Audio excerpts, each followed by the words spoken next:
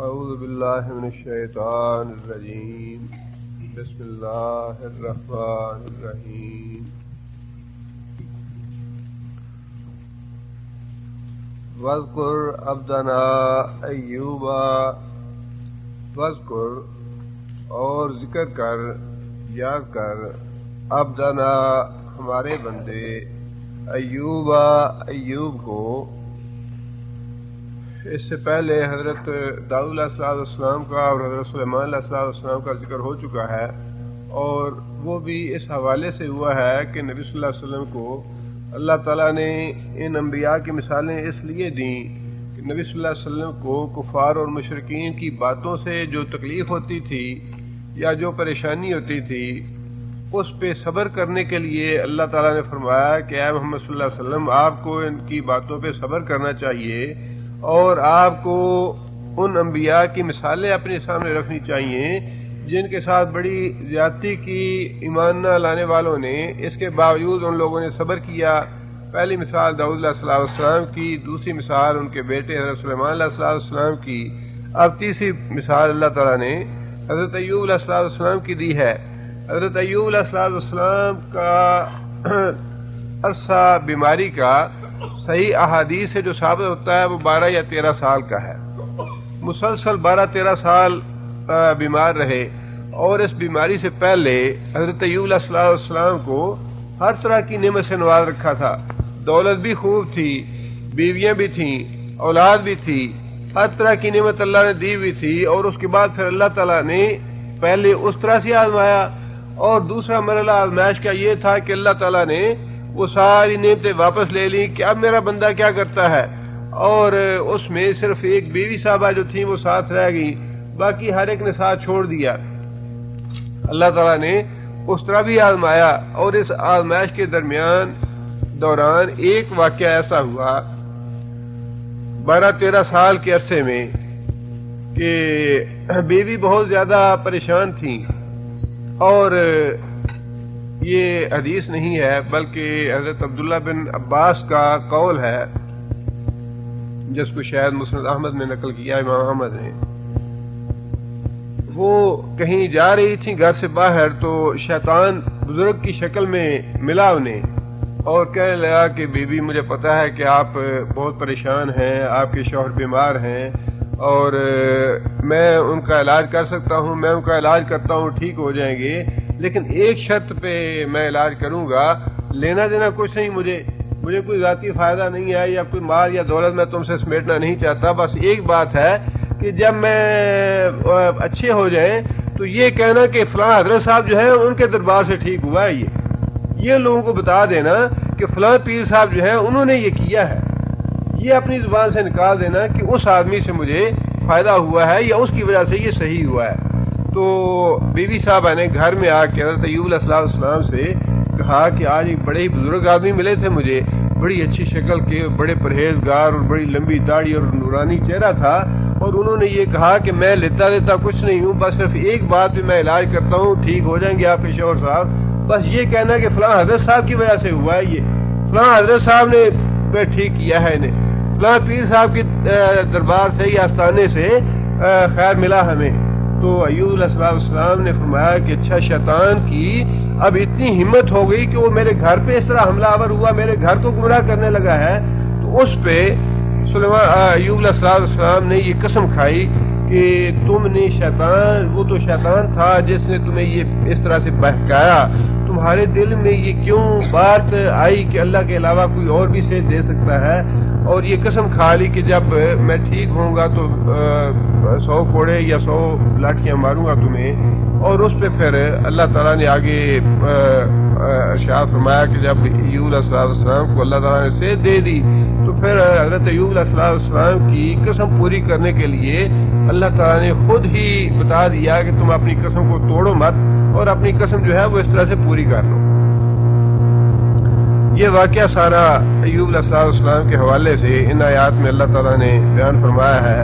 اور اللہ تعالیٰ نبی صلی اللہ علیہ وسلم کو جو بات بتلانی مقصود ہے وہ یہ ہے کہ ایوب علیہ السلام کو بڑی طویل بیماری دی ہم نے، اور ایوب علیہ السلام نے صبر اس طرح کیا کہ بیوی صاحبہ نے پریشان ہو کے اور عزلت میں یہ بات کہہ دی کہ آپ اللہ تعالیٰ سے دعا کیوں نہیں کرتے کہ اللہ تعالیٰ آپ کو صحت دے. اب تو ایوب علیہ السلام نے کہا اپنی اہلیہ سے کہ اللہ نے مجھے صحت کتنا زمانہ اور کتنا عرصہ دی. کہنے لگے کہ 40 سال 50 سال یا 45 سال جتنا بھی پہلے کا عرصہ تھا. کہنے لگے 40-45 سال تو اللہ تعالیٰ نے صحت دی. ایوب علیہ السلام کہنے لگے کہ اتنا عرصہ جتنا عرصہ اللہ نے صحت دی اتنا عرصہ پہلے مجھے اللہ تعالیٰ سے صحت کی دعا مانگتے ہوئے شرم آتی ہے. کم از کم اتنا عرصہ تو بیماری میں گزر جائے. 40 سال جتنی اللہ نے صحت دی اتنا عرصہ تو بیماری میں گزر جائے, پھر اللہ سے دعا کر لیں گے یا اللہ آپ صحت دے. اور پھر جب اللہ تعالیٰ سے صحت مانگی, صحت کی دعا کی, تو وہ بھی ان الفاظ میں تھی انی مسنی ضرو, کہ یا اللہ مجھے تکلیف آئی ہے, میں بیمار ہو گیا ہوں. وانت ارحم الراحمین, آگے یہ نہیں کہا کہ یا اللہ مجھے صحت چاہیے. آپ یوں سمجھیں کہ جیسے ایک بڑا ہی محتاج آدمی, بڑا ہی بھوکا آدمی کسی سخی کے دروازے پہ چلا جاتا ہے اور جا کے صرف اتنا کہہ دے کہ بھائی میں تو بھوکا ہوں اور تو بڑا سخی ہے. یہ نہیں کہا کہ مجھے کھانے کے لیے کچھ چاہیے یا میری کچھ مدد کرو, یہ نہیں کہا, بلکہ صرف اتنی بات کہی کہ یا اللہ میں تو بیمار ہوا ہوں, یا اللہ مجھے تکلیف آ گئی ہے. وانت ارحم الراحمین, یا اللہ تو بڑا رحم فرمانے والا ہے. یہ کتنا ادب ہے اللہ کی بارگاہ میں. اللہ تعالیٰ کے کتنے جلال کا اور اللہ کے حضور کتنی عاجزی اور کتنی انکساری کا اظہار ہے کہ اللہ تعالیٰ سے جو بات مانگنی ہے اللہ کو تو پتہ ہی ہے یہ کیا مانگنا چاہتا ہے. دنیا کی دولت یا روپیہ یا پیسہ نہیں مانگنا چاہتا, بلکہ صحت کے لیے سوال کر رہا ہے 10-12 سال مسلسل بیمار رہنے کے بعد, لیکن اس کے باوجود بھی اللہ کے دربار میں عاجزی اور انکساری اتنی ہے کہ اللہ تعالیٰ سے کھل کے یہ کہہ نہیں سکے کہ یا اللہ میں بیمار ہوں مجھے صحت دے دے. یہ اتنی سی بات کہی کہ یا اللہ میں بیمار ہوں مجھے تکلیف آئی ہے, وانت ارحم الراحمین, اور یا اللہ تو سب سے بڑھ کے رحم کرنے والا ہے. وَاذْكُرْ عَبْدَنَا ایوب, اے محمد صلی اللہ علیہ وسلم ذکر کیجئے ہمارے بندے ایوب کا, اذ نادا, جب اس نے ندا دی, جب اس نے پکارا, ربہ, اپنے رب کو, انی, بے شک میں, مسانی الشیطان, مسانی, مجھ کو مس کیا, مجھ کو چھوا, الشیطان, شیطان نے, مجھے شیطان نے چھوا, بالنصب, ساتھ تکلیف کے, وعذاب, اور عذاب کے, یعنی شیطان کی طرف سے مجھے تکلیف پہنچی ہے, اس نے مجھے سزا دی ہے, اس نے مجھے پریشان کر دیا ہے. یہاں پہ جو شیطان کی طرف سے تکلیف آنے کی بات حضرت ایوب علیہ السلام نے کہی, اس کی بعد مفسرین نے ایک تو یہ تفسیر کی ہے کہ جو مشیت تو اللہ تعالیٰ کی ہر کام کے لیے ہے, اللہ کی مشیت کے بغیر تو کوئی کام نہیں ہوتا دنیا میں, لیکن اللہ کی رضا جو ہے وہ ہر کام کے لیے نہیں ہے. اب ایک آدمی نماز نہیں پڑھنا چاہتا, اللہ تعالیٰ اس کو بازو سے پکڑ کے تو مسجد میں نہیں لائیں گے. ایک آدمی اگر نماز پڑھنا چاہتا ہے تو اللہ تعالیٰ اس کو روک نہیں دیں گے. یہ اختیار تو اللہ تعالیٰ نے دیا ہے, اور یہی مشیت ہے کہ اللہ تعالیٰ نے اپنی مشیت کے تحت, اپنی حکمت کے تحت ہر آدمی کو اختیار دیا ہے, نماز پڑھنا چاہے پڑھے, نہ پڑھنا چاہے نہ پڑھے. لیکن اللہ کی رضا کس کے ساتھ ہے؟ رضا تو اس کے ساتھ ہے جو نماز پڑھے گا, جو روزہ رکھے گا, جو صدقہ خیرات کرے گا, رضا اس کے ساتھ ہے, لیکن مشیت ہر ایک کے ساتھ ہے. اللہ کی مشیت جو ہے وہ تو ہر ایک کے ساتھ ہے, اور اللہ کی مشیت کے بغیر کوئی کام نہیں, لیکن اللہ کی رضا ہر ایک کے ساتھ نہیں ہے. اللہ کی رضا جو ہے وہ اسی کے ساتھ ہے جن چیزوں کو اللہ پسند فرماتے ہیں. جن چیزوں کے ساتھ اللہ کی رضا نہیں ہے, ان چیزوں کی نسبت جو ہے وہ انسان کو یا تو اپنے نفس کے شر کی طرف کرنی چاہیے, اللہ کے ادب کی وجہ سے, اللہ تعالیٰ کے احترام کی وجہ سے, اور یا پھر شیطان کی طرف کرنی چاہیے, اور کسی نہ کسی طریقے سے ان کا تعلق شیطان سے یا اپنے نفس کے شر سے ہوتا بھی ہے. ایک تو تفسیر مفسرین نے یہ کی کہ اپنی بیماری کی نسبت جو ہے وہ ایوب علیہ السلام نے اللہ کی طرف نہیں کی بلکہ شیطان کی طرف کی۔ دوسری تفسیر مفسرین نے یہ کی اور وہ بھی بڑی دل کو لگتی ہے، وہ یہ ہے کہ ایوب علیہ السلام جب بیمار ہو گئے تو شیطان نے مختلف وسوسے پیدا کرنے شروع کر دیے کہ پتہ نہیں اللہ سے دے کہ نہ دے، پتہ نہیں ایسے بیماری میں ہی مر جانا ہو، یا فلاں دربار پہ جا کے نظر نیاز چڑھائیں، فلاں حضرت صاحب کو خوش کر دیں، فلاں پیر صاحب سے جا کے منت مانگیں تو شاید وہاں سے صحت مل جائے۔ شیطان نے گمراہی کے لیے، بے راہ کرنے کے لیے، شرک کے راستے پہ لانے کے لیے مختلف وسوسے ڈالنے شروع کر دیے، اور یہ چیزیں جو ہیں تکلیف اور آزمائش جو ہے انسان کے لیے بعض اوقات بہت بڑی امتحان بن جاتا ہے۔ اولاد نہیں ہو رہی، اب انسان کو احساس معرومی تو ہے، اللہ کی طرف سے آزمائش تو واقعی ہے یہ، لیکن جب کچھ عرصہ گزر جاتا ہے، 14 سال، 15 سال، 10 سال، ورنہ 2-4 سال کے بعد ہی لوگ جو ہیں وہ اپنا ایمان ڈول جاتا ہے۔ ہاں جی فلاں دربار پہ جائے، فلاں جگہ سے جائے مٹی لے آئے، فلاں جگہ پہ جائے چڑھاوا چڑھا دے، فلاں جگہ پہ جائے نظر نیاز مان لیں، بیٹا ہو جائے گا، کہتے یہی ہے کہ اللہ دے گا، لیکن وہ نظر نیاز چڑھانا جو ہے یہی شرک ہے۔ اس کا اس وجہ سے احترام کرنا کسی مخلوق کا، یا یہ سمجھنا کہ اس کو خوش کر کے، اس کو راضی کر کے، اس کی منت مان کے، اس کے نظر نیاز کر کے، یا وہاں سے مٹی لا کھانے سے یا خاک شفا لانے سے صحت ہو جائے گی یا بیٹا مل جائے گا، یہی شرک ہے۔ اور جب انسان پہ تکلیف آتی ہے، خواہ وہ روزگار کی وجہ سے ہو، خواہ وہ بیماری کی وجہ سے ہو، خواہ وہ اولاد کی وجہ سے ہو، یا کوئی اور آزمائش آ جائے، فی الواقع انسان کا اپنے ایمان پہ قائم رہنا جو ہے وہ بڑا ہی مشکل ہو جاتا ہے۔ اور یہی انسان کے ایمان کا امتحان ہے، دونوں طرح سے امتحان ہے۔ جب انسان کو اللہ تعالیٰ نعمتیں دیتے ہیں، ان الانسان لیطغی ان رآہ استغنی، جب انسان دیکھتا ہے کہ میں مستغنی ہوں، مجھے اللہ تعالیٰ نے ساری نعمتیں دے دیں، تو اللہ فرماتے ہیں ان الانسان لیطغی، انسان سرکش بن جاتا ہے، اللہ کا نافرمان بن جاتا ہے۔ وہ بھی بڑی آزمائش ہے، اسی لیے نبی صلی اللہ علیہ وسلم نے دعا یہ فرمائی کہ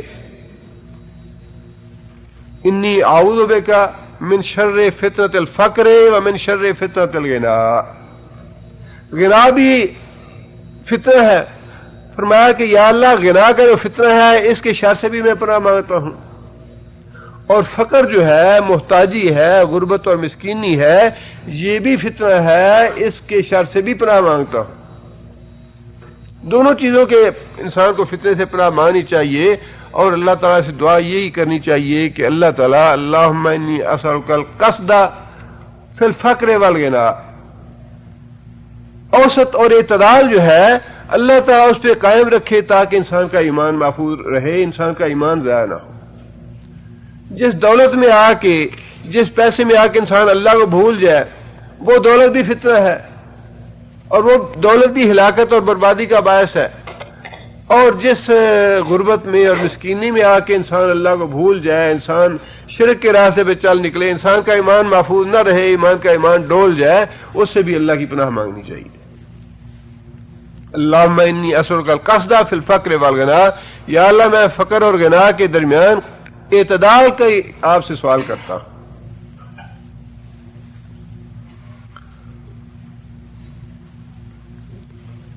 فرمایا کہ یا اللہ شیطان نے مجھ کو چھوا ہے تکلیف سے اور عذاب سے، یعنی اس کی ان باتوں سے یا جو وساوس پیدا کرتا ہے ان کی وجہ سے مجھے بڑی تکلیف اور پریشانی ہو رہی ہے، یا اللہ مجھے اس سے محفوظ فرما لے۔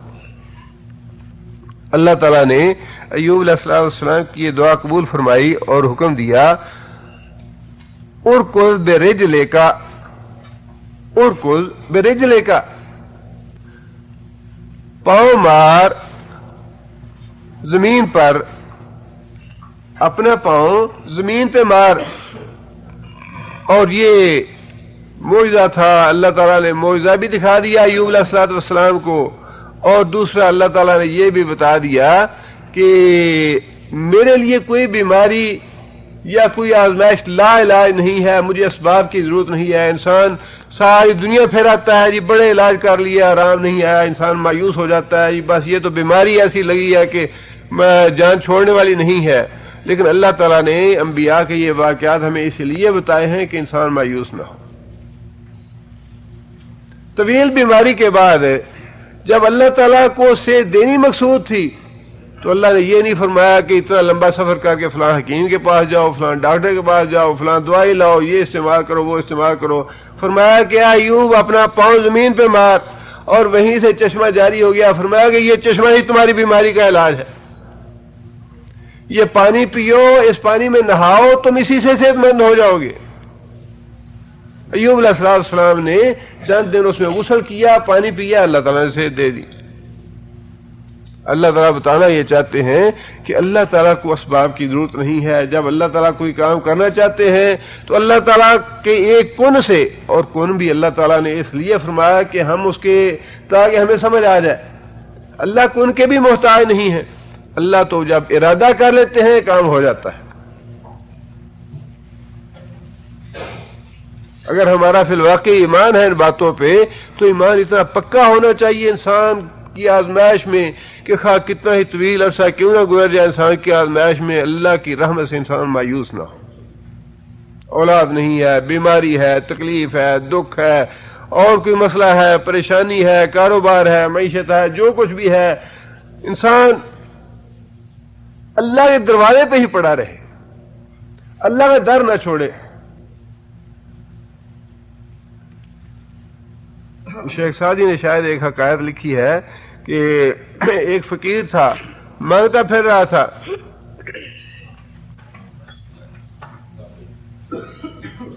مختلف گھروں سے اس نے خیر مانگا. ایک کتا اس کے پیچھے ہو لیا، کتا جو ہے وہ بھونکنا شروع کر دیا. اس نے وہ ایک ایک دو ٹکڑے جو روٹی کے یا جو بھی اس کے پاس چیز تھی اس کو ڈالنا شروع کر دیا. اس نے کہ شاید یہ ٹکڑا کھا کے میرا پیچھا چھوڑ دے. وہ ٹکڑا کھائے، پھر اس کے پیچھے، وہ پھر اور ٹکڑا ڈال دیا، وہ ٹکڑا کھائے، پھر اس کے پیچھے، وہ جو کچھ بھی تھا اس نے سارا کچھ اس کتے کو ڈال دیا اور کہنے لگا کہ اب تو شرم کرو، جو کچھ میرے پاس تھا اب تو میری جان چھوڑو، جو کچھ تھا میرے پاس سب کچھ میں نے دے دیا ہے. کتے نے کہا کہ بے شرم میں نہیں ہوں، بے شرم تو تم ہو. میں بھی آج اتنا عرصہ ہو گیا ہے، مجھے کہیں سے کوئی چیز نہیں ملی تھی، میں نے اپنے مالک کا گھر نہیں چھوڑا، کہیں چھوڑ کے اور نہیں گیا. تم نے تو اتنے گھر دیکھ لیا، اگر مالک کی طرف سے تم پہ بھوک آئی تھی تم نے اپنے مالک کا کیوں گھر چھوڑا ہے؟ اپنے مالک کا دروازہ تم نے چھوڑا ہے، میں نے نہیں چھوڑا. بے شرم تو میں، بے شرم میں نہیں. انسان خواہ کتنی بھی تکلیف آ جائے، خون کی ندی کیوں نہ سر سے گزر جائے، اللہ کے رسول کا دروازہ نہ چھوڑے. انسان جو کچھ اللہ کے رسول نے فرمایا ہے وہ بالکل حق اور برحق ہے، سچ ہے، اور جو اللہ نے فرمایا ہے وہ بالکل برحق اور سچ ہے، باقی ساری دنیا جھوٹی ہے.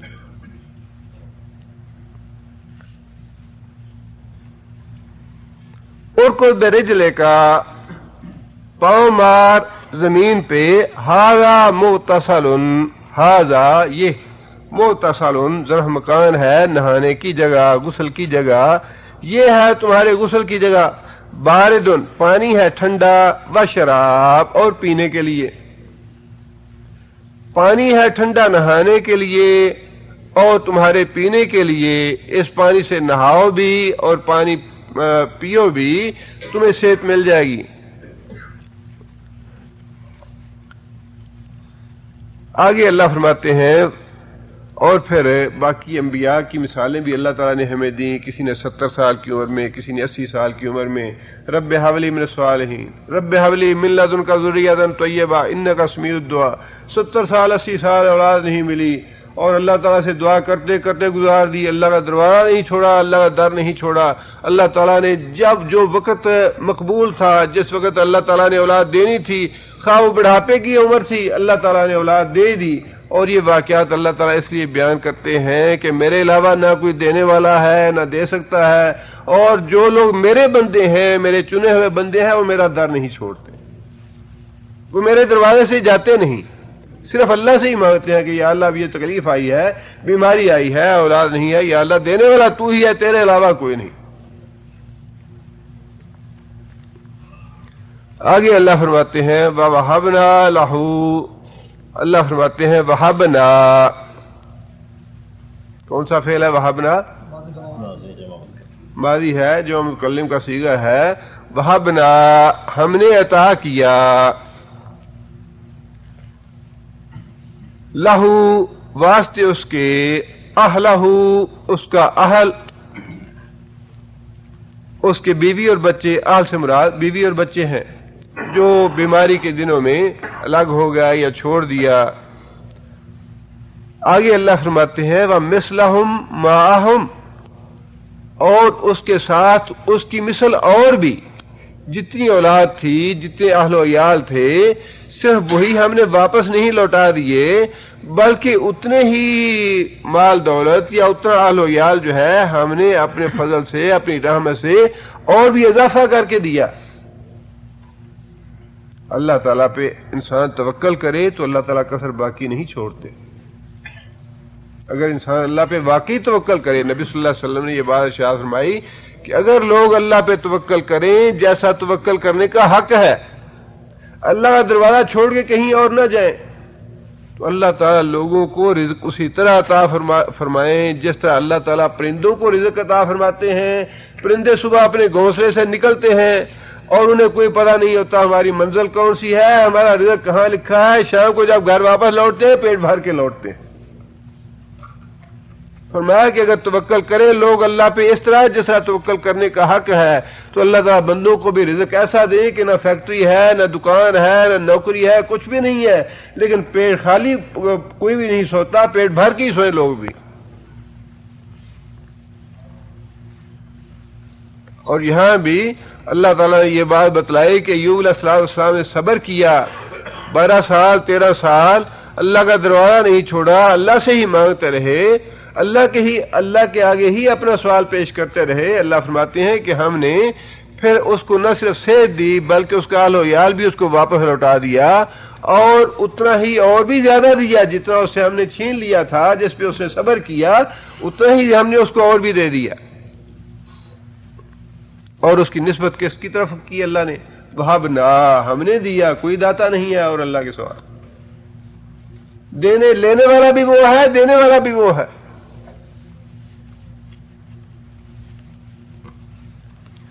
اللہ فرماتے ہیں رحمت منا، یہ رحمت تھی ہماری طرف سے، کسی کی برکت نہیں ہے. حضرت صاحب آپ کے نام کی برکت ہے، آپ کے نام کا فیض ہے. یہ ایسے الفاظ جو ہیں کسی انسان کے لیے استعمال نہیں کرنے چاہیے. نبی صلی اللہ علیہ وسلم کی ذات مبارک میں برکت تھی جب نبی صلی اللہ علیہ وسلم حیات تھے.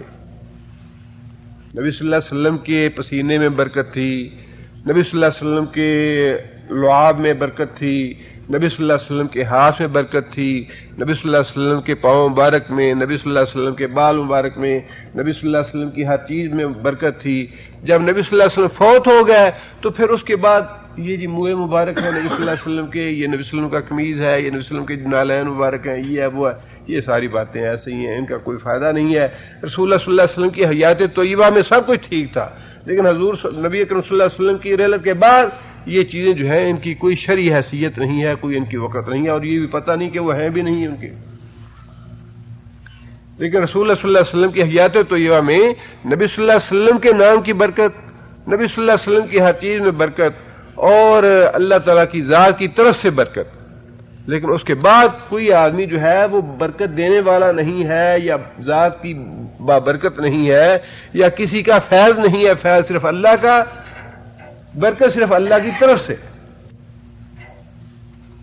یا پھر وہ چیزیں جن کو اللہ نے برکت والا بنا دیا یا کہہ دیا. مثال کے طور پہ اللہ تعالیٰ نے قرآن مجید کو برکت والا کہا ہے.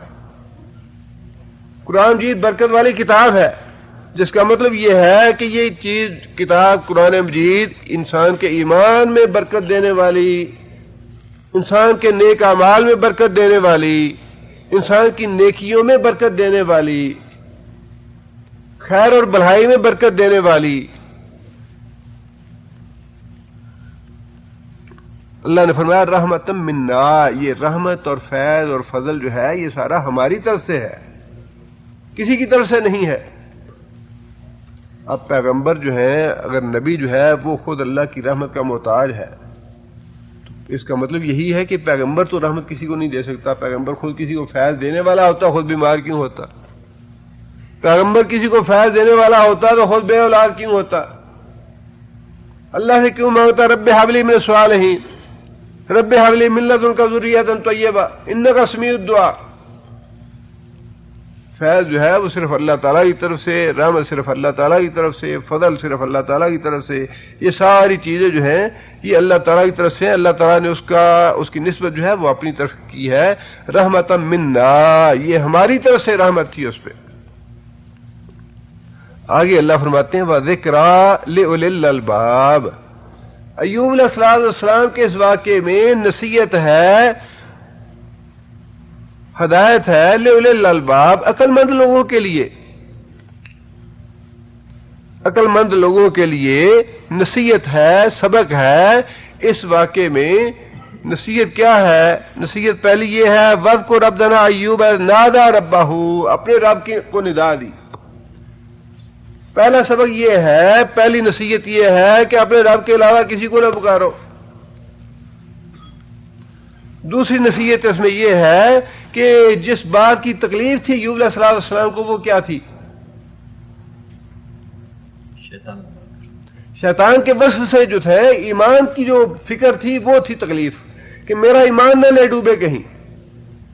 جہاں بیماری کے لیے دعا کی وہاں تو دعا اتنی کی انی مسنی الضر وانت ارحم الراحمین، یا اللہ بیمار ہوں تو رحم فرمانے والا ہے. لیکن یہاں جس بات کا ذکر کر دیا وہ یہ تھی کہ میرا ایمان نہ لے ڈوبے کہیں شیطان. جو وسوسے ڈالنے شروع کر دیا اس نے، وہ اللہ، یا اللہ مجھے اس سے محفوظ رکھ.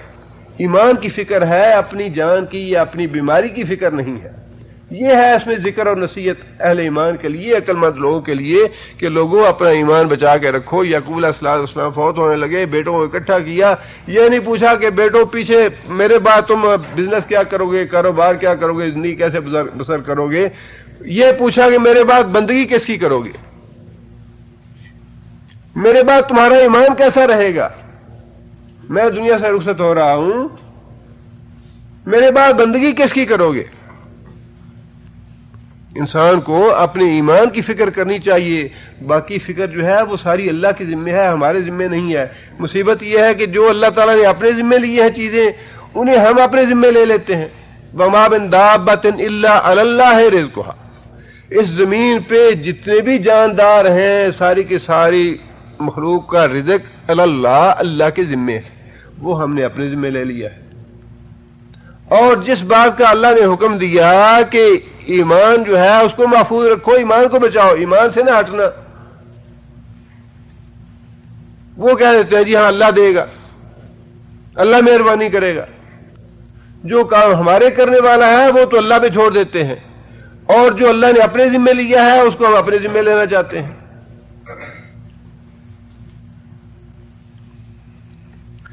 اور تیسری بات جو اللہ نے فرمائی کہ ذکرى لأولی الالباب، عقل مند لوگوں کے لیے نصیحت ہے اس میں، عقل مند لوگوں کے لیے سبق ہے اس میں. وہ یہ ہے کہ جب اللہ تعالیٰ کسی کی تکلیف دور کرنا چاہے، اللہ تعالیٰ کسی پہ اپنا فضل کرنا چاہے تو اللہ تعالیٰ کو اسباب کی ضرورت نہیں ہے.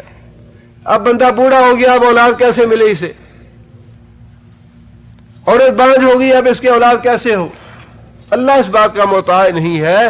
اللہ تعالیٰ نے جب سے دینی تھی ایوب علیہ السلام کو تو اللہ تعالیٰ نے خود حکم دے دیا کہ ایوب اپنی پاؤں مارو زمین پہ، چشمہ نکلے گا وہی تمہارا علاج ہے.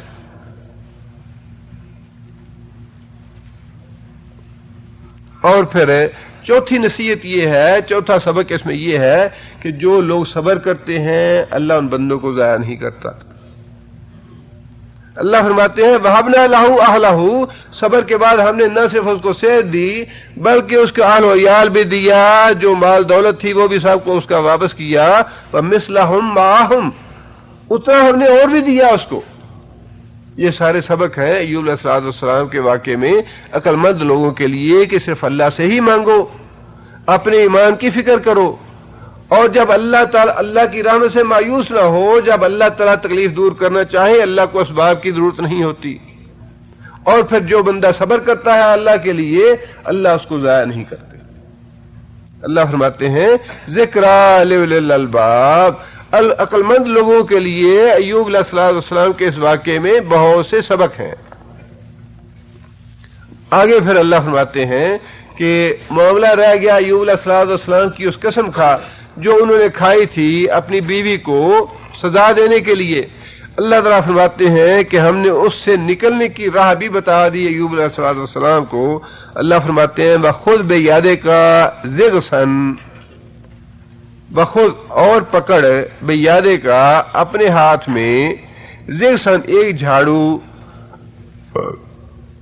وہ قسم یہ تھی کہ میں 100 لاٹھیاں یا چھڑیاں ماروں گا تمہیں جب میں صحت مند ہو گیا۔ تو اللہ تعالیٰ نے یہ بات ارشاد فرمائی کہ ایک ایسا جھاڑو لو جس میں 100 تنکے ہوں، اور وہ جھاڑو جو ہے یکدم یک بار اپنی بیوی کو مار دو، اس طرح سے تمہاری قسم پوری ہو جائے گی اور اس پاک دامن عورت کو تکلیف بھی نہیں ہوگی۔ اب مسئلہ یہی تھا۔ اس سے ایک بات تو یہ معلوم ہوتی ہے کہ انسان جو زبان سے بات نکال لے اللہ تعالیٰ کے ہاں اس کی کتنی قدر و قیمت ہے، وعدے کی یا قسم کی۔ وعدہ کرنا، قسم اٹھانا جو ہے اللہ کے نزدیک کتنا اہم ہے۔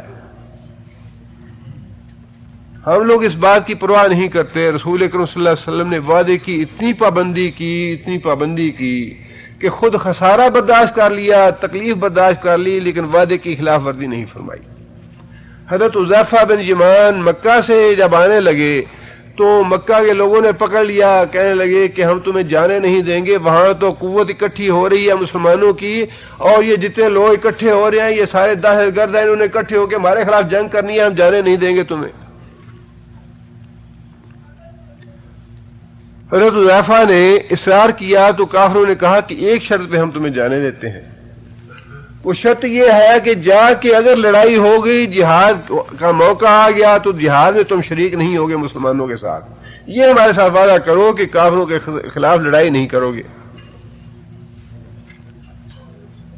یہ نہیں کہا کہ اتنے پیسے دے دو، اتنا مال دے دو، یا یہ چیز دے دو، وہ چیز دے دو، بس ایک بات ہے جسے کافر ڈرتے ہیں، جب لڑائی کا موقع آئے تو مسلمانوں کا ساتھ نہ دینا، اس شرط پہ ہم تمہیں جانے دیتے ہیں مدینہ۔ اب حضرت حذیفہ رضی اللہ تعالیٰ عنہ تو ہر قیمت پہ جانا چاہتے تھے، ہجرت کرنا چاہتے تھے، شرط مان لی ان کی، کہنے لگے ٹھیک ہے، میں لڑائی کا موقع آیا تو تمہارے خلاف لڑائی میں شریک نہیں ہوں گا۔ جیسے ہی وہاں پہنچے دوسری ہجرت میں جنگ بدر کا موقع آ گیا۔ اب بڑا شدید اس بات کا دل میں قلق تھا یا دل میں تڑپ تھی کہ کافروں کے خلاف موقع آئے تو لڑے ان کے ساتھ، قتل کریں انہیں، مارے انہیں۔ نبی صلی اللہ علیہ وسلم سے آگے گزارش کی، یا رسول اللہ کہ اس شرط پہ مجھے کافروں نے چھوڑا تھا مکہ سے آتے ہوئے، میرے لیے کیا حکم ہے؟ نبی صلی اللہ علیہ وسلم نے فرمایا کہ جو تم نے وعدہ کیا ہے کافروں سے اس وعدے کو پورا کرو، ہم اس وعدے کو پورا کریں گے، اللہ تعالیٰ سے مدد کی دعا کریں گے، اللہ تعالیٰ ہماری مدد فرمائے گا۔ لیکن حضرت حذیفہ کو نبی صلی اللہ علیہ وسلم نے یہ نہیں فرمایا کہ کافروں کے ساتھ وعدہ ہے تو کیا ہوا، توڑ دو اس کو، کافروں کا مال ہے چوری کر لو، کوئی بات نہیں، کافروں کے ساتھ معاملہ ہے تو کافروں کا چیز ہے، کافروں سے کوئی ایسی بات نہیں ہے۔ معاملہ یہ نہیں ہے کہ کافر سے وعدہ کیا ہے یا کافر کا مال ہے یا کافر کی نوکری کر رہے ہیں، جو بھی کام ہے آپ کو حکم ہے یہ دیانتداری سے کام لیں۔ آپ کو اللہ اور اللہ کے رسول کا یہ حکم ہے کہ جو وعدہ کریں اس وعدے کو پورا کریں۔ اس بات سے بڑی بات اور کیا ہو سکتی تھی کہ جب نبی صلی اللہ علیہ وسلم صلح حدیبیہ کر رہے، معاہدہ لکھ رہے تھے، معاہدے پہ ابھی خوشک نہیں ہوا تھا، دستخط نہیں ہوئے تھے، ابو جندل وہیں پہ آ گیا، سہیل کا بیٹا جو تھے اور مسلمان تھے، زنجیریں پہنی ہوئی اور زخموں سے چور، اور آ کے مسلمانوں سے درخواست کی نبی صلی اللہ علیہ وسلم سے کہ یا رسول اللہ مجھے چھڑائیے ان ظالموں سے۔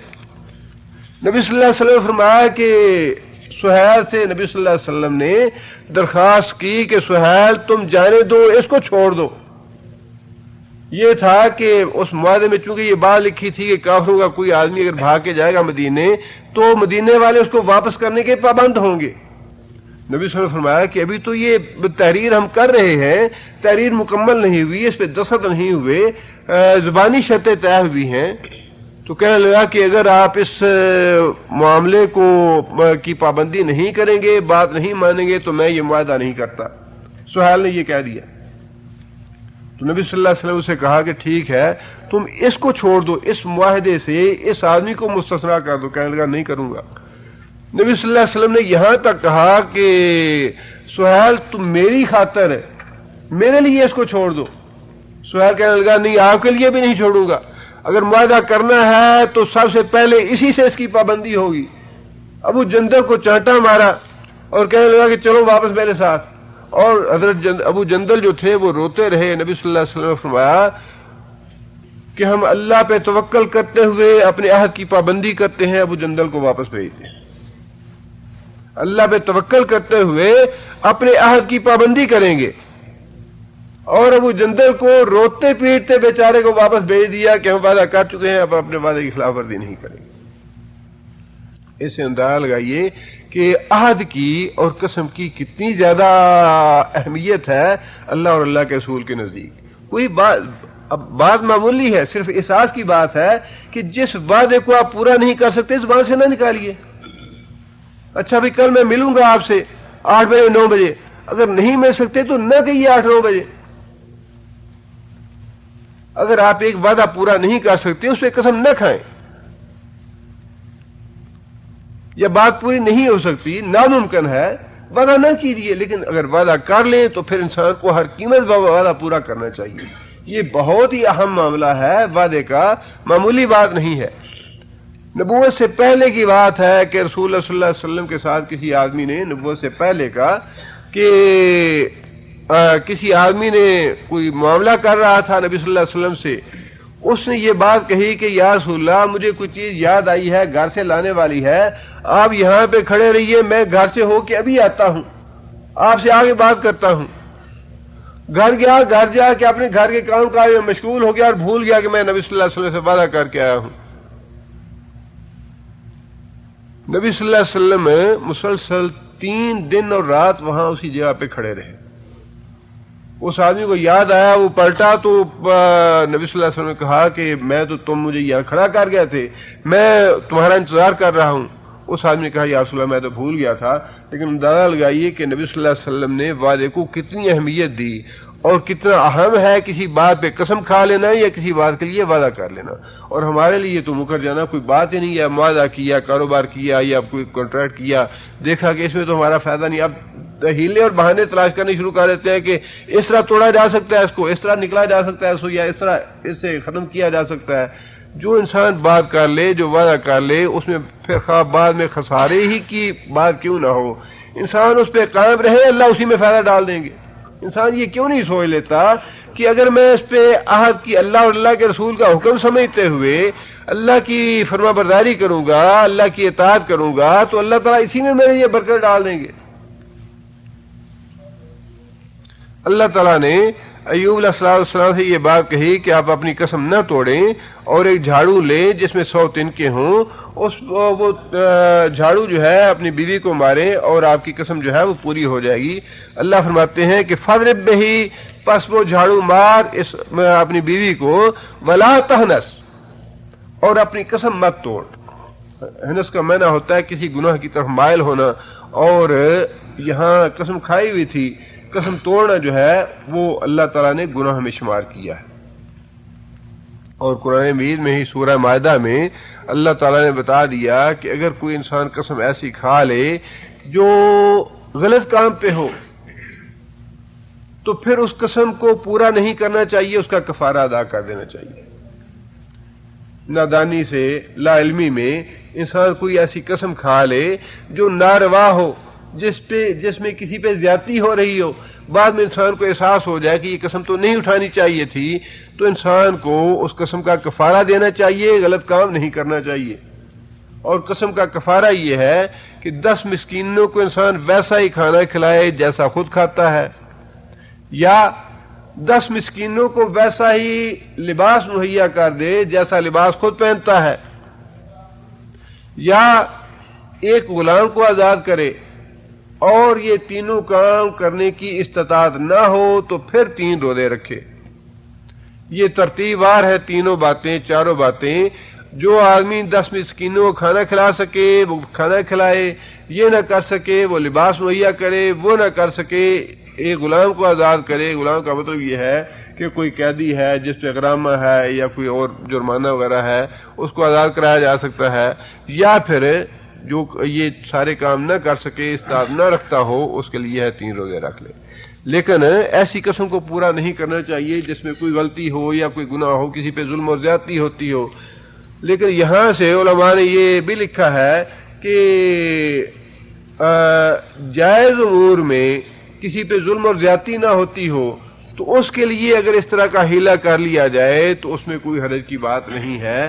مثال کے طور پہ نبی صلی اللہ علیہ وسلم کے زمانے کا ایک واقعہ مفسرین نے لکھا ہے، اور وہ واقعہ یہ ہے کہ ایک آدمی بڑا کمزور تھا، نحیف و نزار تھا، اس سے زنا سرزد ہوا اور یہ سب کو پتا تھا، غیر شادی شدہ تھا، یہ سب کو پتا تھا کہ اگر اس کو 100 کوڑے لگائے گئے تو یہ آدمی زندہ نہیں رہے گا۔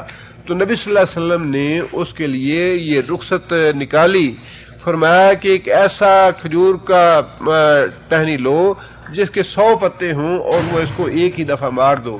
اللہ تعالیٰ نے یا رسول اللہ صلی اللہ علیہ وسلم نے اس کے رخصت کے لیے یہ پہلو نکالا۔ تو اس سے یہ مفسرین نے مسئلہ اخذ کیا ہے کہ کوئی ایسی بات جس میں کسی پہ ظلم یا زیادتی نہ ہوتی ہو، اس کے لیے کوئی رخصت کا پہلو اگر نکال لیا جائے تو کوئی حرج کی بات نہیں ہے، جیسا کہ ایوب علیہ السلام کے لیے اللہ تعالیٰ نے حکم دیا۔ آگے اللہ فرماتے ہیں وہ تو صریحاً شرک ہے، وہ تو اس میں تو صریحاً شرک ہے سیدھا۔ آگے کسی حلال کو حرام کرنے کے لیے حرام کو حلال کرنے، یہ الفاظ لکھے ہیں مفسرین نے کہ یہ جو اس طرح کی رخصت ہے حلال کو حرام کرنے کے لیے یا حرام کو حلال کرنے کے لیے جائز نہیں ہے، وہ سیدھا سیدھا کفر ہو جائے گا۔ آگے اللہ فرماتے ہیں انا بے شک ہم نے وجدنا، کون سا فعل ہے وجدنا؟ ماضی ہے، جو متکلم کا صیغہ ہے۔ ہم نے پایا ہو اس کو صابرن صبر کرنے والا، نعم العبد بہت ہی اچھا بندہ، انہ اواب بے شک وہ نے ان کو بڑی عزت خود بھی دی ہے، جبکہ اہل کتاب جو تھے انہوں نے انبیاء کے ساتھ بڑے زیادتیاں کی، ظلم کیے، تہمتیں لگائی، ان پہ بہتان لگائے، جیسا کہ اس سے پہلے ہم نے سلیمان علیہ السلام کے بارے میں بھی پڑھا کہ ان پہ بھی زنا کی تہمت لگائی بنی اسرائیل نے، کہ اپنے ملازم کے بیوی پہ عاشق ہو گیا اور اس سے معاذ اللہ زنا کیا، اور پھر اس کو میدان جنگ پہ بھیج کے اس کو قتل کروا دیا، پھر اس سے نکاح کیا۔ اور اسی طرح عیسیٰ علیہ السلام پہ بھی یہودیوں نے یہ تہمت لگائی کہ یہ ولد الحرام ہے، اس لیے اللہ کے نبی نہیں ہیں۔ ان کی والدہ جو تھی معاذ اللہ زانی تھی، یہ ان کی کتابوں میں لکھا ہے۔ تو یہ اسلوب جو ہے یہ تحریف شدہ کتابوں کا ہے، یا بنی اسرائیل کی یہ خباستیں ہیں جو انبیاء کے قاتل بھی ہیں اور انبیاء کے گستاخ بھی ہیں۔ لیکن ہمیں اللہ تعالیٰ نے جو تعلیم دی ہے، اللہ تعالیٰ نے سارے انبیاء، جس نبی کا بھی ذکر کیا ہے اس کو اللہ تعالیٰ نے بڑی عزت اور بڑی تکریم دی ہے، اور اس کی اللہ تعالیٰ نے تعریف اور توصیف فرمائی ہے، اور یہی تعلیم ہمیں بھی دی۔ سب سے پہلی بات کہ بڑے صبر کرنے والے تھے، نعم العبد اللہ تعالیٰ کے بڑے ہی اچھے عبادت گزار اور اللہ تعالیٰ کی بندگی کرنے والے، انہ اواب ہر معاملے میں اللہ کی طرف رجوع کرنے والا۔ اللہ تعالیٰ سے دعا کرنی چاہیے۔ نبی صلی اللہ علیہ وسلم نے خود بھی یہ دعا فرمائی، اللہم اجعلنی صبورا، اللہم اجعلنی شکورا، واجعلنی فی عینی صغیرا وفی اعین الناس کبیرا۔ یا اللہ مجھے صبر کرنے والا بنا، یا اللہ مجھے شکر کرنے والا بنا، اور مجھے اپنی نگاہوں میں چھوٹا بنا دے لیکن لوگوں کی نگاہوں میں مجھے قابل عزت اور قابل احترام بنا۔ آگے اللہ فرماتے ہیں وَاذْكُرْ عَبْدَنَا إِبْرَاهِيمَ وَإِسْحَاقَ وَيَعْقُوبَ أُولِي الْأَيْدِي وَالْأَبْصَارِ۔ اب آگے اللہ تعالیٰ نے 3 اپنے اور منتخب اور مخلص بندوں کا ذکر فرمایا. اللہ فرماتے ہیں کہ ذکر کرو ہمارے بندے ابراہیم کا، اسحاق کا اور یعقوب کا، اولی الایدی. ید کا معنی ہاتھ، ایدی اس کا جمع ہے ہاتھوں والے، والابصار اور آنکھوں والے. یہاں ہاتھوں والے سے مراد یہ ہے کہ بڑی قوت عمل تھی ان میں، بیکار بیٹھنے والے نہیں تھے. ہم کہتے ہیں وہ تو ایسے لولا لنگڑا آدمی ہے، کیا مطلب یہ نہیں ہوتا کہ یہ واقعی لولا لنگڑا ہے، مطلب یہ ہے کہ یہ بیکار آدمی ہے، نکارا آدمی ہے، کام نہیں کرتا. انہی معنوں میں اللہ تعالیٰ نے فرمایا کہ وہ بڑے ہاتھوں والے تھے. مطلب ہاتھ تو سب کے ہوتے ہیں، لیکن ہاتھوں والوں سے مراد یہ ہے کہ اللہ تعالیٰ کی عبادت میں، اللہ کو راضی کرنے میں، اللہ تعالیٰ کی فرما برداری کرنے میں بڑی قوت عمل تھی ان میں. ہر وقت مستعد رہتے تھے، ہر وقت تیار رہتے تھے اللہ تعالیٰ کی بندگی کے لیے، اللہ کو راضی کرنے کے لیے، اللہ کی فرما برداری کے لیے. والابصار اور آنکھوں والے تھے. آنکھوں سے مراد کیا ہے؟ آنکھوں سے مراد دل کی بصیرت ہے. ابصار کا واحد بصر، اور ویسے تو بصر کا لفظ جو ہے یہ آنکھوں کی بینائی کے لیے استعمال ہوتا ہے. دل کی بینائی کے لیے کیا لفظ استعمال ہوتا ہے؟ بصیرت، جس کی جمع بصائر ہے. ابصار جو ہے یہ بصر کی ہے. ابصار، یہاں بصر کا لفظ جو ہے یہ بصیرت کے معنوں میں استعمال ہوا ہے کہ وہ دل کی روشنی تھی ان کے پاس، دل کی روشنی والے تھے. دل ان کا زندہ تھا، دل مردہ نہیں تھا. ہر وقت نبی صلی اللہ علیہ وسلم نے فرمایا کہ وہ بندہ جو اللہ کو یاد کرتا ہے وہ زندہ ہے، جو اللہ کو یاد نہیں کرتا وہ مردہ ہے. زندہ دل والے تھے، ہر وقت اللہ تعالیٰ کو یاد کرنے والے تھے. آگے اللہ فرماتے ہیں انا، بے شک ہم نے اخلصنا. اخلصنا کون سا فعل ہے؟ ماضی ہے، جمع متکلم کا صیغہ ہے. ہم نے چن لیا، ہم ان کو.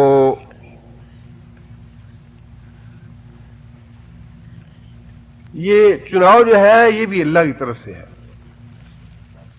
اللہ تعالیٰ نے رسول اللہ صلی اللہ علیہ وسلم کو بھی چن لیا ساری دنیا سے، ساری دنیا کے بستیوں میں سے مکے کو، مکے میں سے قریش کو، قریش میں سے نبی صلی اللہ علیہ وسلم کے خاندان کو.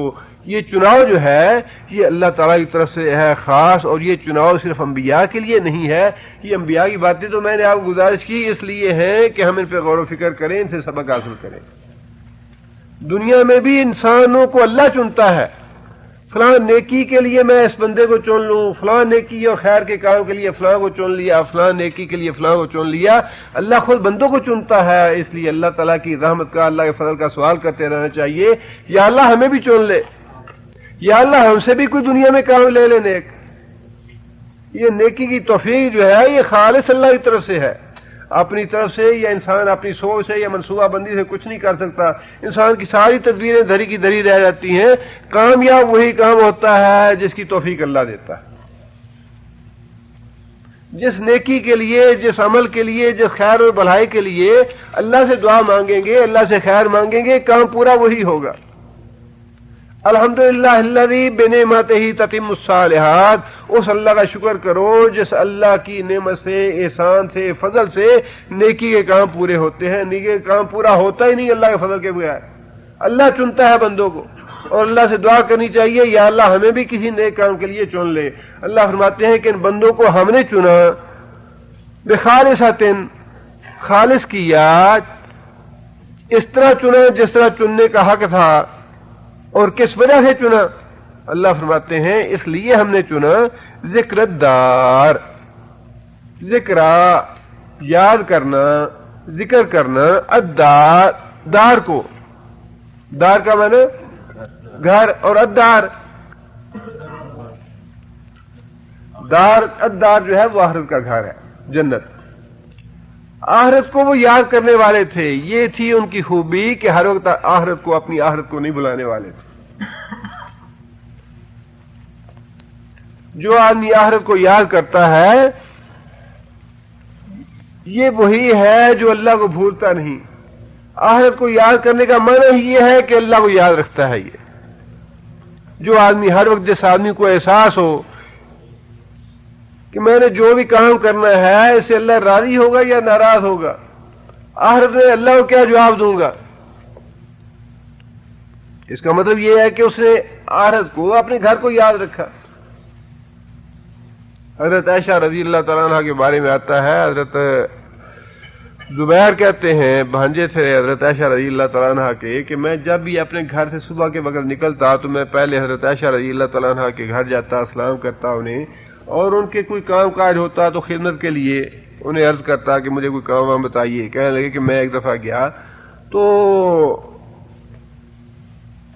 حضرت عائشہ رضی اللہ تعالیٰ عنہ کھڑی ہو کے چاشت کی یا اشراق کی نماز پڑھ رہی تھی ابھی, اور نماز میں یہ آیت قرآن مجید کی پڑھ رہی تھی, فمن اللہ علینا ووقانا عذاب السموم, اللہ تعالیٰ نے ہم پہ احسان کیا, ووقانا عذاب السموم, اور قیامت کے دن مسموم اور زہریلے عذاب سے ہمیں بچا لیا. یہ اللہ کا احسان ہے. یعنی قیامت کی اور آخرت کی یاد کی جو آیت تھی وہ تلاوت کر رہی تھی. میں نے دیکھا کہ نماز میں مشغول ہے, میں چلا گیا کام کاج سے, میں نے کہا میں کام کاج کر آتا ہوں پھر دوبارہ آ جاؤں گا. حضرت زبیر کہتے ہیں کہ میں اپنے کام کاج کے لیے چلا گیا, اور کچھ دیر کے بعد میں جب آیا تو میں نے دیکھا تو حضرت عائشہ رضی اللہ تعالیٰ عنہا اسی طرح قیام میں کھڑی ہیں اور اسی آیت کی تلاوت کر رہی ہیں, فمن اللہ علینا ووقانا عذاب السموم, کہ اللہ نے ہم پہ احسان کیا اور زبردست زہریلے عذاب سے اللہ نے ہمیں بچا لیا.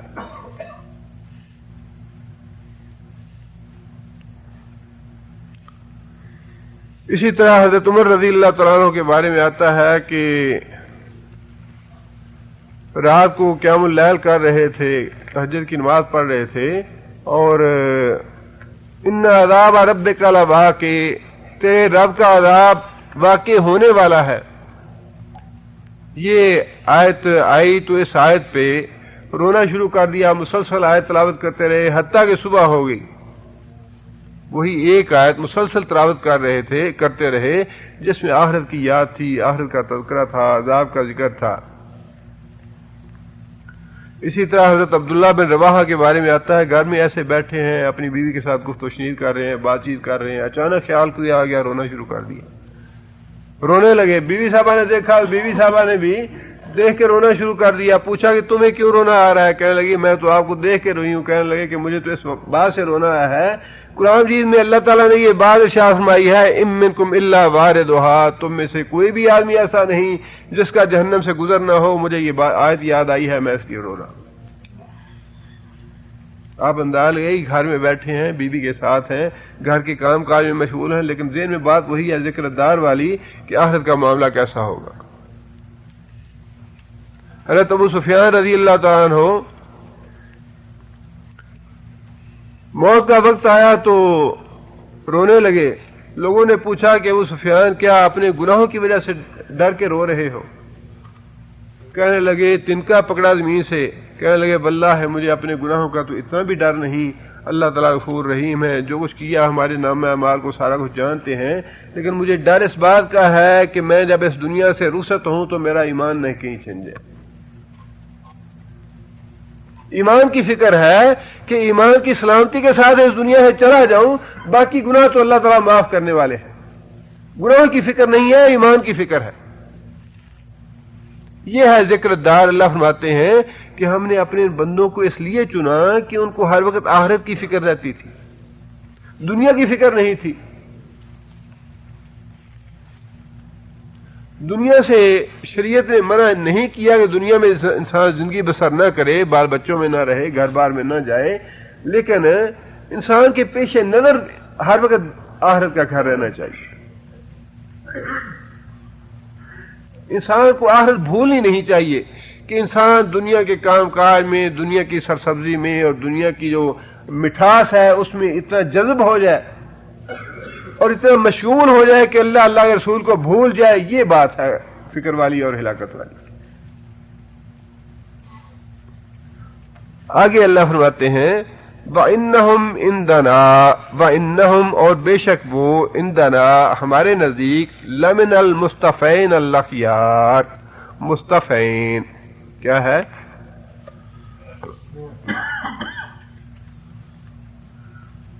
مصطفیٰ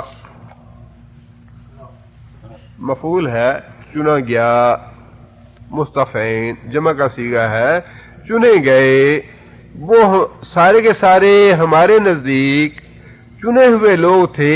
اخیار واحد کیا ہے اخیار کا؟ خیر. خیر کا مطلب بہترین. اخیار چنے ہوئے بہترین بندے تھے ہمارے نزدیک. وہ اللہ تعالیٰ نے صفت کی ان کی، تعریف فرمائی ان کی کہ یہ ہمارے چنے ہوئے بندے تھے، بہترین بندوں میں سے تھے. آگے اللہ فرماتے ہیں وَاذْكُرْ إِسْمَاعِيلَ وَالْيَسَعَ وَذَا الْكِفْلِ وَكُلٌّ مِّنَ الْأَخْيَارِ. اور ذکر کرو اسماعیل کا، والیسع اور حضرت یسع کا، وذا الکفل اور ذا الکفل کا. یہ بھی بنی اسرائیل کے کبار انبیاء میں سے ہیں. یسع اور ذا الکفل ان کا سارے قرآن مجید میں دو مرتبہ ذکر آیا ہے. اللہ فرماتے ہیں کل من الاخیار، یہ سارے کے سارے بہترین لوگ تھے. اللہ تعالیٰ نے اپنے انبیاء کی تعریف فرمائی.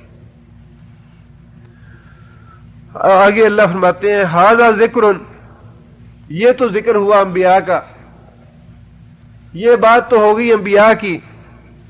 آگے اللہ تعالیٰ نے انبیاء سے آگے متقی لوگوں کا ذکر کیا ہے. انبیاء کی بات تو ہوگی، ان کی اللہ تعالیٰ نے الگ الگ نام لے لے کے تعریف فرما دی. آگے اللہ فرماتے ہیں وَإِنَّ لِلْمُتَّقِينَ لَحُسْنَ مَآب. انبیاء کے ذکر کے بعد اللہ تعالیٰ نے متقی لوگوں کا، نیک لوگوں کا، پرہیزگار لوگوں کا ذکر کیا. متقی لوگ جو ہیں ان کے لیے حسن مآب، بہت ہی اچھا ٹھکانہ، قیام گاہ، رہائش. اللہ فرماتے ہیں جنات عدن، جنات باغات، عدن ہمیشہ کے، ابدی باغ، مفتحۃ لہم الابواب. مفتح کیا ہے؟ یہ مفعول ہے. مفتح کھلا ہوا، لہم الابواب ان کے لیے جنت میں کھلے ہوئے دروازے ہوں گے. کیا مطلب؟ مطلب یہ کہ ان کو جو اللہ تعالیٰ جنت میں محلات دیں گے، وہ محلات ایسے ہوں گے جن کے دروازے ان کے لیے کھلے ہوئے ہوں گے. اتنی زحمت بھی نہیں کرنی پڑے گی کہ جا کے کسی دروازے کو ناک کیا جائے اور کوئی حارس وغیرہ دروازہ کھولے، یا کنڈا لگا ہے، تالا لگا ہے تو خود جا کے اس کو کھولنے کی زحمت کرنی پڑے. اللہ فرماتے ہیں کہ وہ باغ ایسے ہیں، یا جنت میری ہمیشہ کی ایسی ہے مفتحتن، اس کے دروازے جو ہے کھولنے نہیں پڑیں گے جنتی لوگوں کو، پہلے سے ہی کھلے ہوں گے. یا جیسے آج کل بہت سی چیزیں جو ہے ہماری عقل سے قریب تر کر دی ہیں ٹیکنالوجی نے بھی، انسان قریب جاتا ہے دروازہ خود آٹومیٹک دروازے کھل جاتے ہیں، خود بخود دروازے کھل جائیں گے. یا پھر فرشتے موجود ہوں گے، جیسے ہی جنتی لوگ کسی کمرے میں داخل ہونا چاہیں گے دروازہ خود بخود کھل جائے گا، کھول دیں گے فرشتے. آگے اللہ فرماتے ہیں متکئین فیہا. متکئین کیا ہے؟ یہ اسم فاعل ہے. متکئین تکیہ لگانے والے، مسند لگانے والے، فیہا اس جنت میں، یدعون کون سا فعل ہے؟ یدعون مضارع ہے اور صیغہ جو مذکر غائب کا صیغہ ہے. یدعون وہ دعا کرتے ہیں یا کریں گے، وہ پکارتے ہیں یا پکاریں گے، وہ مانگتے ہیں یا مانگیں گے.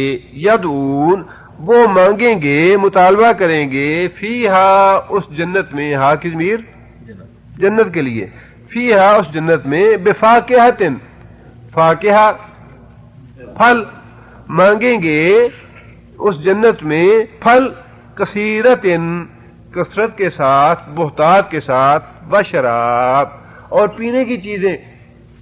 جنتی لوگ اللہ تعالیٰ نے یہاں متقی لوگوں کا ذکر فرمایا جو انبیاء تھے، ان کی تو اللہ تعالیٰ نے تعریف اور توصیف فرما دی کہ میرے نعم العبد ہیں، صابر ہیں اور اخیار میں سے ہیں، مصطفین ہیں.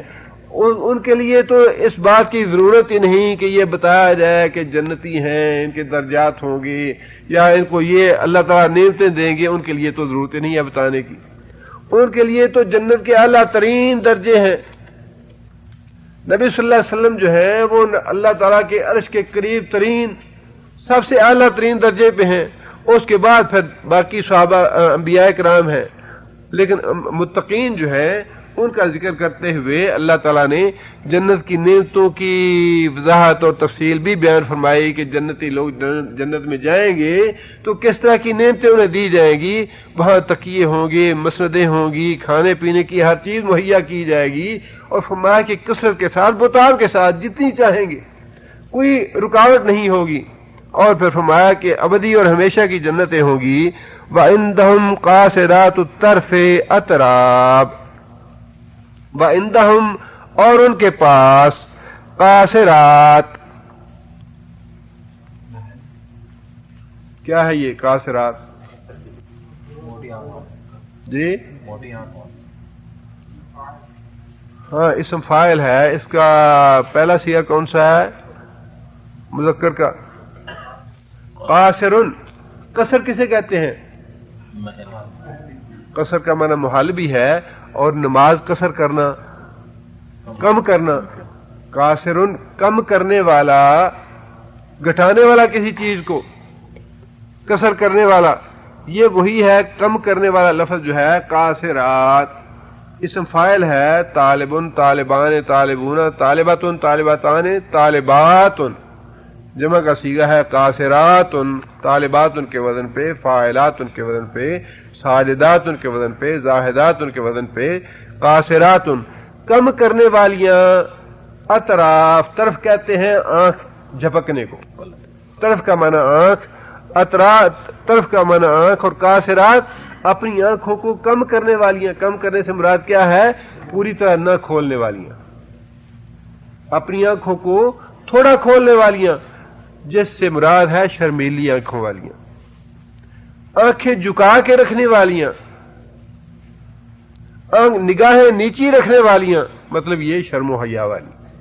عندہم ان کے پاس قاصرات الطرف، نگاہیں نیچی کرنے والیاں، شرم و حیا والیاں عورتیں ہوں گی. اطراب، اطراب کا معنی ہے ہم عمر.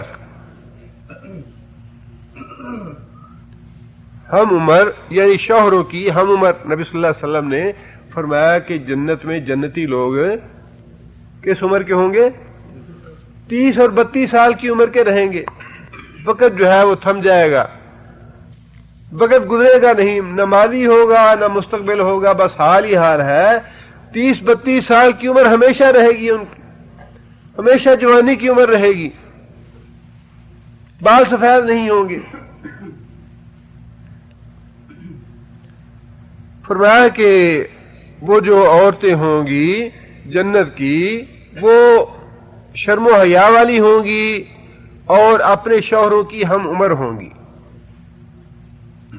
ہم عمر ہونا جو ہے اس میں جو ایک لطیف اشارہ ہے اس بات کا کہ ہم عمر جو جوڑی ہوتی ہے محبت زیادہ ہوتی ہے ان میں.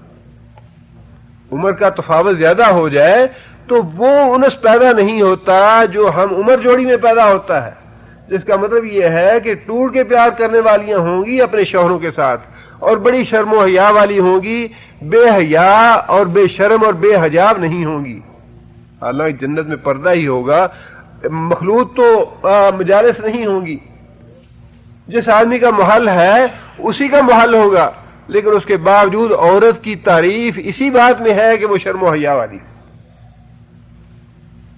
بے حیائی اور بے حجابی، جس کو ہم آج کیا کہہ رہے ہیں ترقی پسند اسلام، روشن خیالی، کیسی کیسی اصطلاحات کافروں نے اور مشرکوں نے نکال رکھی ہیں مسلمانوں کو گمراہ کرنے کے لیے.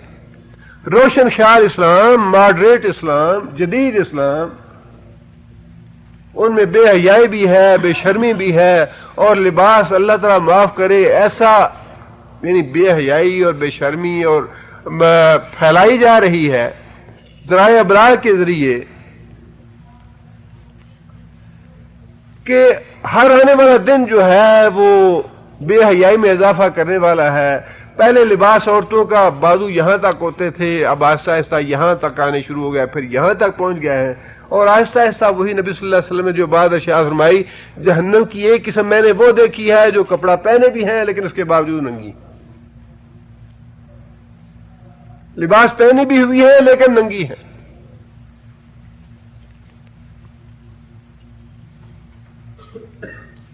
مسلمانوں کو تو اپنی وہ اقدار جو ہیں وہ قائم اور دائم رکھنی چاہیے، اسی میں خیر اور بلائی ہے. حضرت فاطمہ رضی اللہ تعالیٰ عنہ نے فوت ہونے کے وقت یہ نصیحت کی کہ میرا جنازہ جو ہے وہ رات کو اٹھائیں، دن کو میرا جنازہ نہ اٹھائیں. کس لیے؟ تدفین کے وقت کسی غیر محرم کی نگاہ نہ میرے اوپر پڑ جائے. اور حضرت فاطمہ کون ہے جن کے بارے میں نبی صلی اللہ علیہ وسلم نے فرمایا کہ وہ اہل جنت خواتین کی سردار ہوں گی. مسلمان خواتین کو اہل جنت کی سردار خاتون کی تقلید کرنی چاہیے یا گہنا کا فیشن اپنانا چاہیے؟ تو کہیں تو مسلمانوں کو رکنا چاہیے، کہیں تو شرم اور حیا کرنی چاہیے.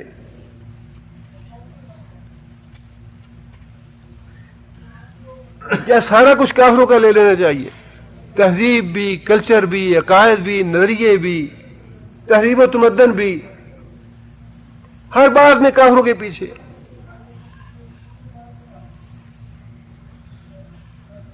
اور پھر یہ آپ یہاں پہ قرآن جی نے بعض جگہ پہ حوروں کے تذکرے کے ساتھ یہ بات ارشاد فرمائی، بعض جگہ پہ بغیر حوروں کے تذکرے کی یہ بات ارشاد فرمائی، جس کا مطلب یہ ہے کہ یہ وہ عورتیں ہیں جو قیامت کے جنت میں جائیں گی، اور یہ وہی عورتیں ہوں گی جو دنیا میں شرم و حیا سے کام لیتی رہی ہوں گی، جنہوں نے دنیا میں اپنی نگاہیں نیچے رکھی ہوں گی، وہاں نگاہیں نیچی کرنے والی ہوں گی وہ بھی، جنہوں نے دنیا میں اپنی شرم و حیا اتار دی اور بے حیائی اختیار کی، وہاں ان کو شرم و حیا کب نصیب ہوگی؟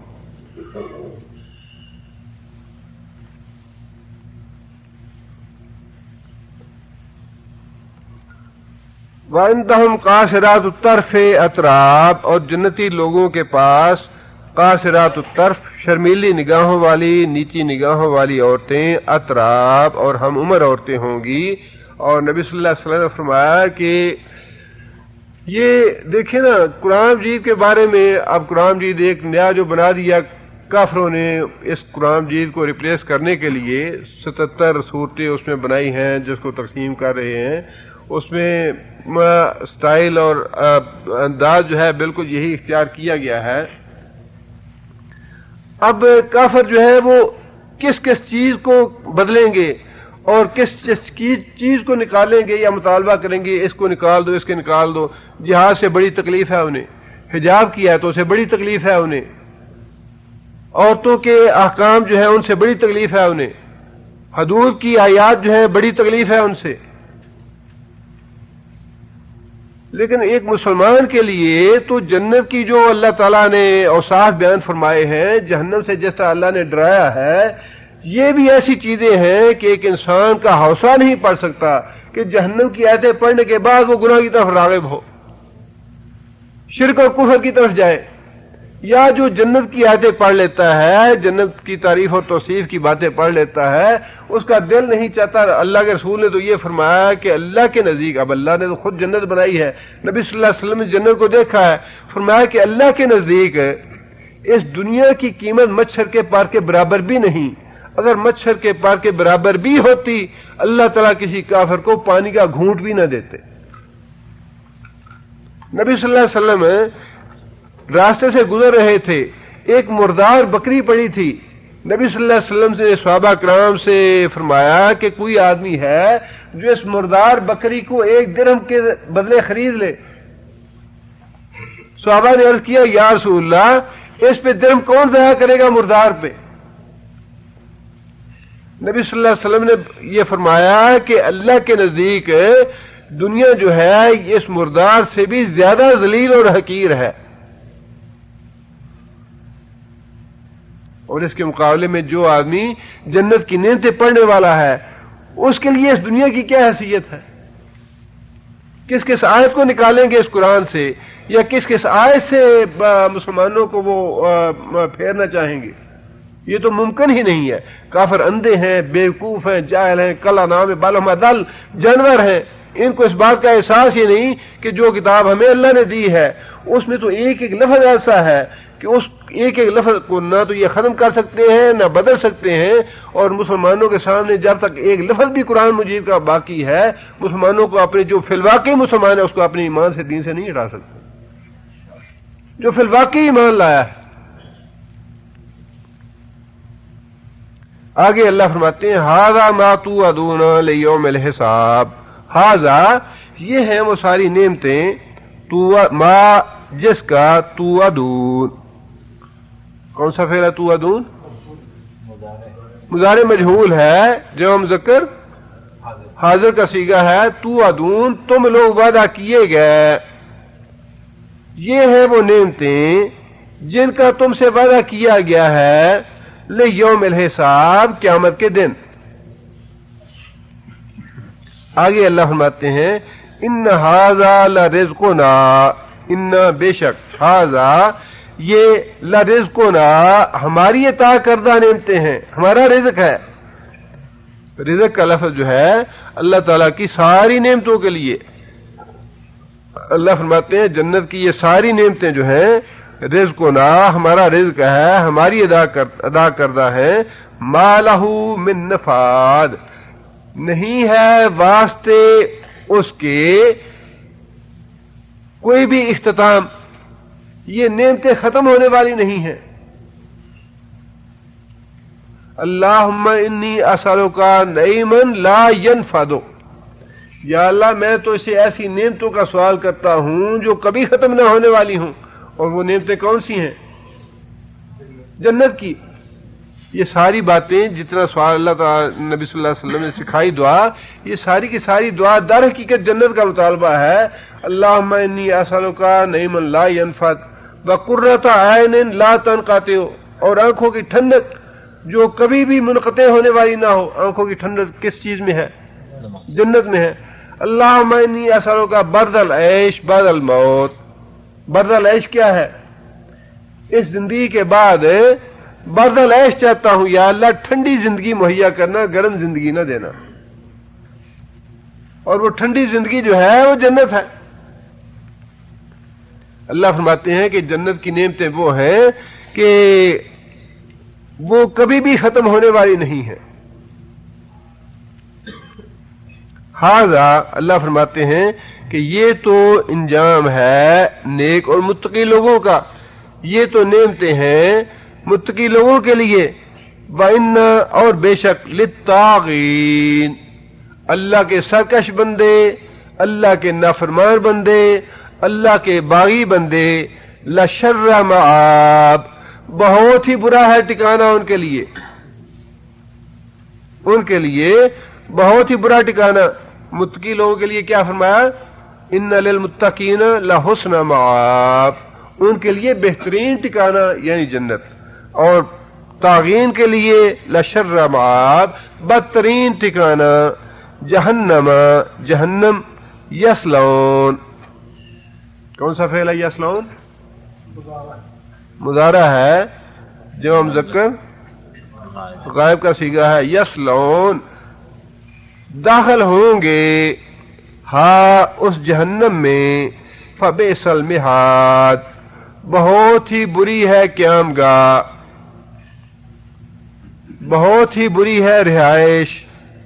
ھذا یہ ہے ان کا انجام. فلیذوقوہ، فل لام یہاں پہ کون سا ہے؟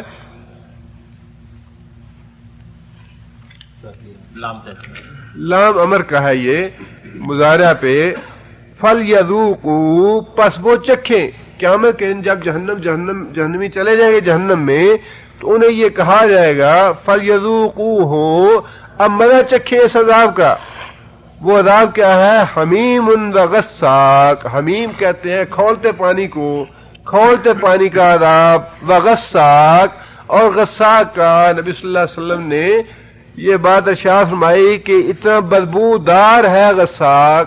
غساق کہتے ہیں جو انسان کے زخم سے خون اور پیپ نکلتی ہے اسے غساق کہا جاتا ہے. اور قیامت کے دن جہنمیوں کے جسم سے ان کے زخموں سے جو خون اور پیپ نکلے گی وہ جہنمیوں کو پینے کے لیے دی جائے گی. کھولتا پانی ان کا مشروب ہوگا. جب وہ پانی مانگیں گے تو یہ کھولتا ہوا پانی دیا جائے گا بغساق، اور یہ غساق دیا جائے گا پینے کے لیے. نبی صلی اللہ علیہ وسلم نے یہ بات ارشاد فرمائی کہ غساق جو ہے اتنا بدبودار ہوگا، اتنا بدبودار ہوگا کہ اگر ایک ڈول غساق کا دنیا میں ڈال دیا جائے، دنیا میں بھیج دیا جائے تو ساری دنیا کو بدبو سے بھر دے، ساری دنیا کو بدبو سے بھر دے. اتنا یہ غلیظ اور گندا اور بدبودار ہوگا غساق جو جہنمیوں کو پینے کے لیے دیا جائے گا.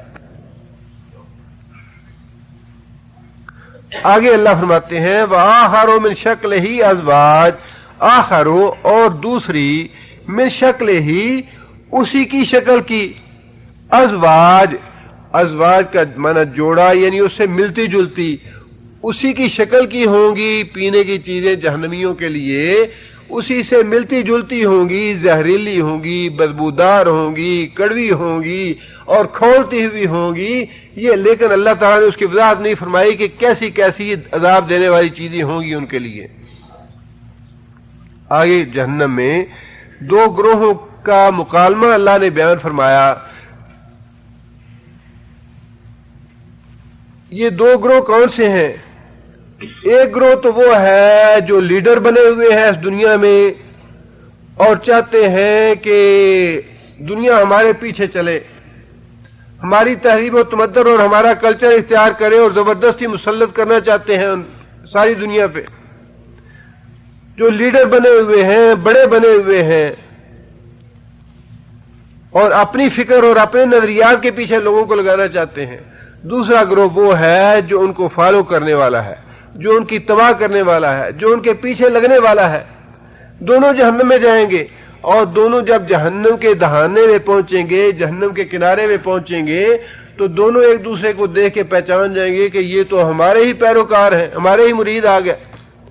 اللہ فرماتے ہیں کہ وہ حضرت صاحب اور لیڈر جتنے بھی ہیں بڑے بڑے وہ سارے جہنم کے کنارے پہ کھڑے ہوں گے اور جب وہ آتے ہوئے گروہ کو دیکھیں گے تو آپس میں کہیں گے کہ یہ تو بیوقوف وہی آ گئے جو دنیا میں ہمارے پیچھے لگے ہوئے تھے. اور انہیں کہیں گے کہ تمہارے آنے سے ہمیں کوئی خوشی نہیں ہوئی، اب تو جلنا سڑنا ہے، یہاں جا کے تم نے کہاں آ گیا تم؟ تو وہ کہیں گے کہ بدبختو، ہم نے تو جلنا سڑنا ہے، تم نے بھی جلنا سڑنا ہے، تمہارا بھی یہی انجام ہونے والا ہے، تم ہمیں یہاں لانے والے ہو. آپس میں جھگڑا کریں گے اور جھگڑا کرنے کے بعد اللہ سے درخواست کریں گے جو پیروکار تھے، جو پیچھے لگنے والے تھے کہ ہاں جی زندہ باد کے نعرے لگانے والے تھے کہ ہاں جی بڑا ترقی پسند بنا دیا ملک کو، بڑی ترقی کر دی، بڑا ماڈرن بنا دیا. جو پیچھے لگنے والے تھے، زندہ باد کے نعرے لگانے والے تھے، وہ اس دن کہیں گے کہ یا اللہ یہ تھا ہمارا لیڈر، یہ آگے لگا ہوا تھا، یا اللہ اس کو 2 عذاب دے جتنا عذاب ہمیں دے رہا. یہ ساری باتیں اور یہ سارا مکالمہ جو ہے اللہ تعالیٰ نے اگلی آیتوں میں بیان فرمایا ہے.